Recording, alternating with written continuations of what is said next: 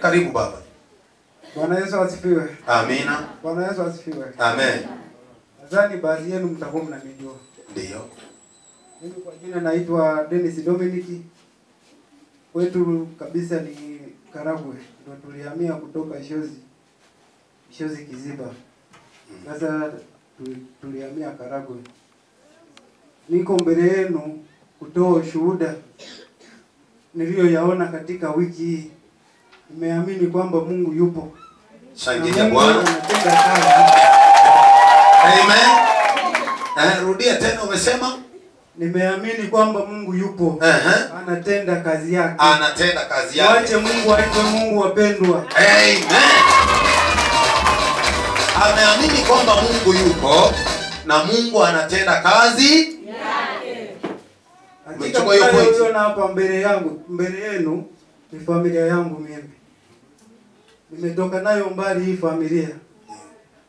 Mimi na mke wangu mnayemuona hapa Kristina. Tumetoka mbali, maisha ya shida sana. Mimi na yeye mama zetu wameshatangulia mbele za haki. Tulikutana sote sisi ni yatima, hatuna baba. Na baba zetu ambao wapo kwa kweli nafikiri nyote mnajua tabia za mama wa kambo. Wengi wao sio watu wazuri. Ni baadhi ambao wana moyo kama anavyoweza kulea kama anavyolea mwanae. Lakini wengi mioyo yao ni ya kutu kabisa. Hawana ile roho ya kumwogopa Mwenyezi Mungu. Wako kabisa mbali naye. Ndio. Hakika napenda nitoe ushuhuda huu kwa siku ya leo niliyoyaona katika wiki hii wapendwa. Ndio. Mungu amenitendea kitu kikubwa katika maisha yangu. Mimi toka niwepo kwa sijui kama Mungu yupo anatenda muujiza kabisa. Nilikuwa sijui kabisa, nilikuwa napinga haya mambo ya uokovu. Lakini faida yake nimeiona. Mambo ya dunia haya ndugu zangu, tuachane nayo. Tuende kwa Mungu. Asiyeamini kwamba Mungu yupo, basi aamini. Basi kwa ufupi huo, leo jana ilikuwa siku ya 20 toka tarehe 5 mida ya saa 2 Kristina alitoka kanisani akiwa analia kichwa kikawa kichwa. Kamwambia mke wangu, labda umetoka kanisani, kichwa kinatoka wapi? Akasema basi atakuwa ni mahangaiko kwa sababu wewe ni mama mchapakazi unayeitafutia familia yako, labda tu itakuwa ni homa. Lakini akawa anasema ana baridi. Basi akaingia chumbani, akavaa sweta, akakaa muda kidogo, akasema nina hamu ya mwindi. Akasema una hamu ya mwindi, subiri basi twende wote Bogolani wa kuchomeka mwindi unapokataga. Ndio. Basi tukakaa. Baada ya muda akaona sijui nimemdhibiti huyo shetani huyo sasa. Na yeye huo muda hakuwa yeye nadhani. Ndio. Basi akaniambia, Baba Devi, ngoja mimi nikakojoa hapa nje. Dakika 5 ilikuwa ni nyingi wapendwa. Namuita mpendwa wangu hayupo katika mazingira nyumbani. Nilikimbia Mpogoroni kama mwenda wazimu. Nikiangalia wanapochomea mahindi sioni mtu. Nikarudi nyumbani nikamwambia, mama ameisha rudi? Akasema hamna, mama hayupo. Nikakaa kwenye mlango nikisubiria mke wangu. Labda atakuwa ameenda kupokea kama mchango kaka ambapo walikuwa wanachangishana wakina mama. Muda kidogo naona wanamletea kama mchango kake nyumbani. Akasema huyu mke wangu huyu atakuwa yuko kwenye maeneo ya nyumbani. Ndio. Atakuwa ameshachukuliwa na hawa mizimu haya, mashetani wanaomuandama. Kwa kweli niliumia sana moyoni. Yaani hata ndani sikuingia, chakula kikulika siku hiyo, watoto niliwaambia nenda mlale. Na kweli wakanisikiliza, wakaenda kulala.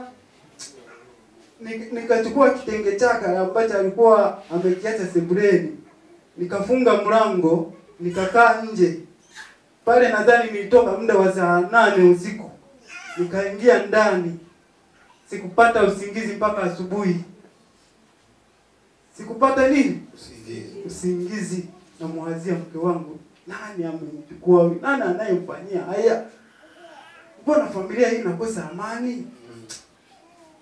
Nikaazimia kitu, lazima niokoke. Shangilia Bwana Yesu kwanza. Akaazimia kitu, lazima afanye nini? Labda nikasema haya majitu hao na mimi yatakuwa yanapitia kwangu. Mbona huyo mke wangu anaenda kanisani na haya mambo mbona yanaendelea? Nikasema hizi roho zinazo nikandamiza nisiende kanisani. Naenda kanisani utafikiri naenda kwenye disco. Sijui neno la Mungu, naenda tu kwa company. Nasema hii imani lazima niachane nayo. Lazima nimtafute Mungu. Amen. Haya mambo ya dunia yanaisha. Amen. Basi nikachukua jukumu hilo. Kuna wachungaji wengine nilikuwa nawashirikisha kwenye jambo hili lililotokea kwenye familia yangu. Mchungaji mmoja akanishauri kwamba, asema wewe unasali na mke wako katika kanisa moja. Nikamwambia ndio. Asema wewe imani yako hauna imani. Asema ndio mchungaji, mimi naenda tu kumpa company mke wangu. Lakini imani mimi haiko. Haya mambo ya dunia bado yananitesa. Asema sasa na hilo ni tatizo. Asema nenda mwambie mchungaji wako. Bila shaka mchungaji, nilikuja hapa nikikuomba hilo jambo kwamba uniongoze sala ya toba. Na kweli ulifanya hivyo. Sasa wapendwa, Mungu mwema anatenda. Jana tulitoka, nilikuja huko saa 8:30. Ndio. Nikiongoza naye rafiki yake Mama Devi anaitwa Mama Berina. Kupitia Mama Berina akaombewa, mchungaji akapambana, akawauliza Kristina mmempeleka wapi? Kristina yuko wapi? Ameacha watoto wake wanahangaika, nyinyi mmempeleka wapi? Wakasema sasa, wakainuka. Wakasema Kristina tumempeleka, nyota yake ni nzuri kwa biashara. Yuko kwenye Mwembe. Hayuko peke yake. Chato hii. Sibili kwambia kitu kimoja. Ndio. Haya mambo ukiwa unasikia na kueleza hapa, unaweza kufikiri ni utani fulani. Wakasema yuko Chato hii, lakini yuko kwenye Miembe. Sana kwenye ile Miembe wako watu wengi na wengine tushachukua akili zao. Chato hii. Na sisi tumekuja kupambana, Chato hii itapona. Na hiyo Miembe jana imeungua, wanao walishuhudia. Bwana Yesu Kristo asifiwe. Haleluya. Amina, amina. Wakasema yuko kwenye Miembe ndiko tumemweka, ila yumo humu Chato. Unaona mtu anapotea, unafikiri kwamba amepotea, kumbe amechukuliwa. Kuna ndugu zenu mnaokuwa wamepotea. Hata wanaotufuatia shuhuda hizi kwenye TV, ndugu zenu wanapotea. Ndugu zangu, Yesu yupo. Amen. Amen. Wako kwenye Miembe. Nikakumbuka yule mmoja aliyemleta kutoka Dar es Salaam yule baba. Wakasema naye Chato ina meza watu. Amepotea nafikiri tangu tarehe 27 mwezi wa kwanza, amekuja kurudi tarehe 30 nafikiri mwezi wa 5. Lakini yeye mpaka kuingia kuomba sana. Nikagundulika yuko wapi na akaletwa. Bwana Yesu Kristo asifiwe. Haleluya. Sasa huyu alitoka hapa ile Jumapili ya kwanza ya mwezi. Mnakumbuka? Ile Jumapili ya kwanza ya mwezi wa kwanza. Tuliingia kuweka agano na damu ya Yesu na mwili wa Yesu. Sivyo? Na wakasema hivi, hicho ndicho kimesababisha tusimsogelee. Yaani hatuwezi kumsogelea kwa sababu ni moto unawaka. Na tulikuwa tunataka lengo letu tumuue kabisa. Lengo letu kama tumuue kabisa. Lakini tumeshindwa hata kumsogelea kwa sababu anawaka moto. Alikula mwili na damu ya Yesu kwa kumaanisha. Nikamwambia sisi haturagi mikate, tunamraga Yesu mzima mzima. Na tunakunywa damu yake iliyo hai. Bwana Yesu Kristo asifiwe. Amen. Tuendelee baba. Basi wakasema Kristina yuko kwenye Miembe, kuna watu wengi sana. Ndio. Lakini Kristina ameshindikana, tunapomsogelea hakuna mchawi yote anayemsogelea Kristina. Moto unawaka. Shangilia Bwana Yesu kwa jina la utukufu wake. Amen. Nakwambia mtu wa Betheli hakuna mcheo kukusogelea. Ila wewe ukijichanganya, mimi umusimo. Hilo umelitafuta mwenyewe. Na naye likoroga lazima aliwe. Basi shetani naye anatafuta nafasi. Ukitoka huko kanisani bado unazidi. Huko kanisani unafanya nini? Itafika wakati Mungu anawatapika. Ukiamua kuokoka simama. Bwana Yesu Kristo asifiwe. Ukiamua simama kwa miguu yako, usirudi nyuma.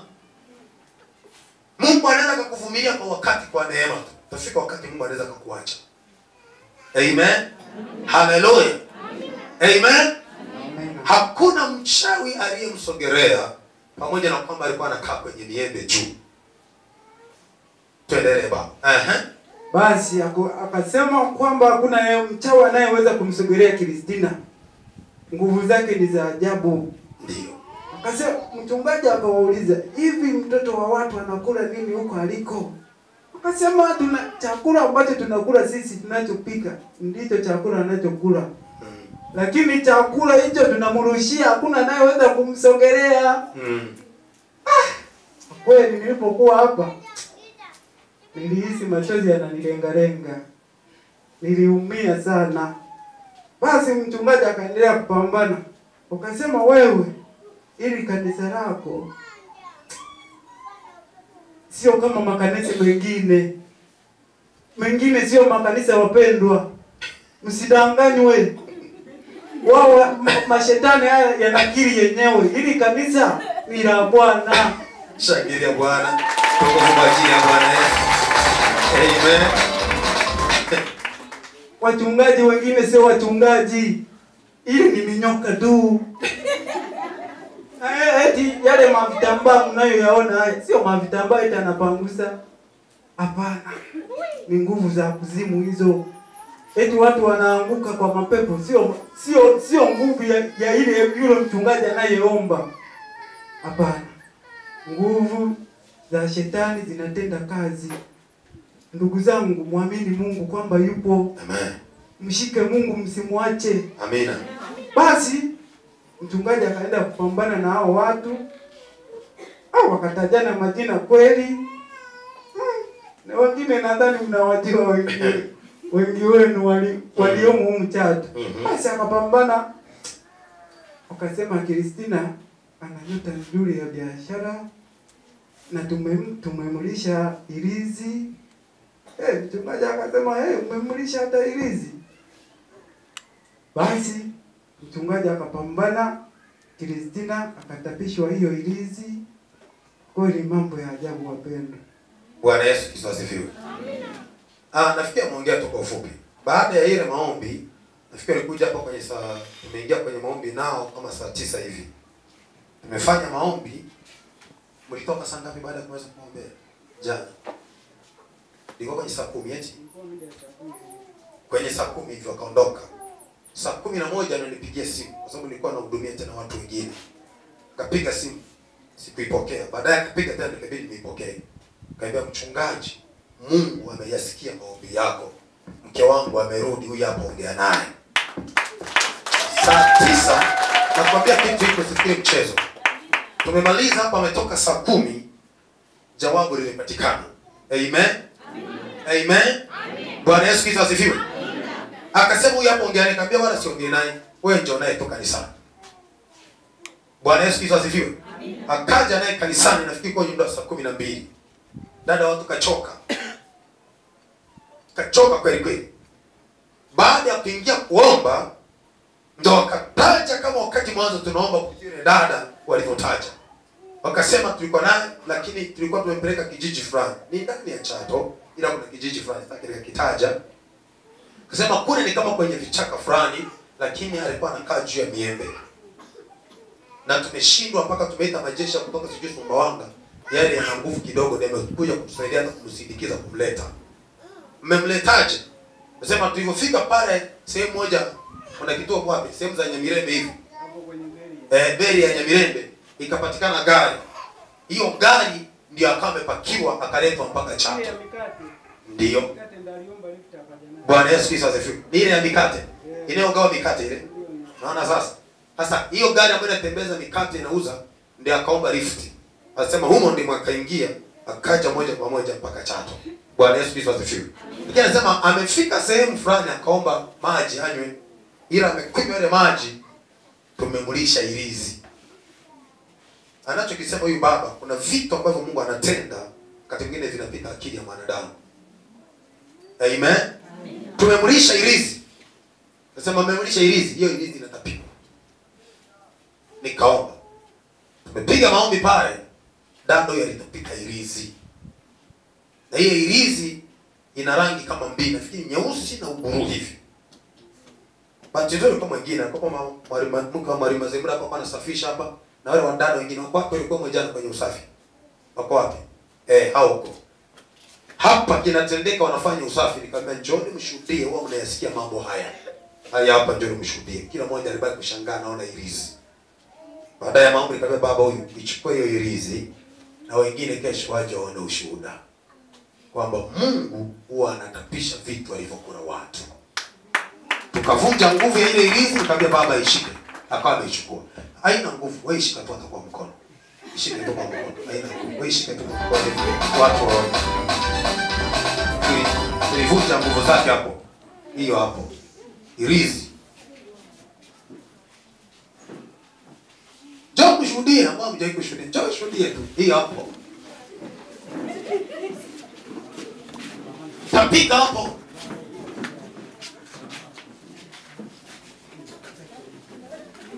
Ile irizi wanasema wameitengeneza kwa chakachaka nyeusi. Wakasema kama vile chakachaka ile inapoishiria, ndivyo na yeye anaenda anaishiria hivyo pole pole. Sasa kuna mkinga yule mpiga kamera.